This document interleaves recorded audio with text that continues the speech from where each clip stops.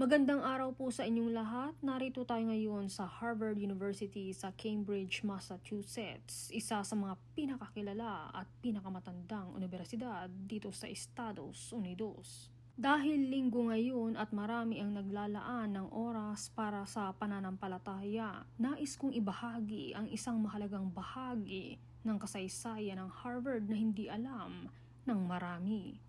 Itinatag ang Harvard College noong taong 1636 sa panahon ng mga unang kolonya ng England dito sa Hilagang Amerika.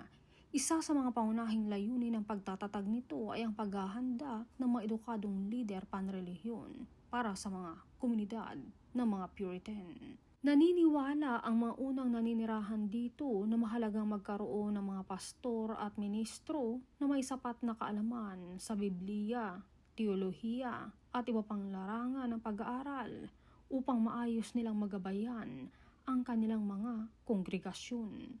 May mga tala mula sa mga unang taon ng paaralan na nagpapakita ng kanilang hangarin na maiwasan ang kakulangan ng mga edukadong ministro sa hinaharap. Sa halip na umasa lamang sa mga lider na manggagaling pa sa England, nais nilang sanayin ang mga ito mismo sa bagong kolonya.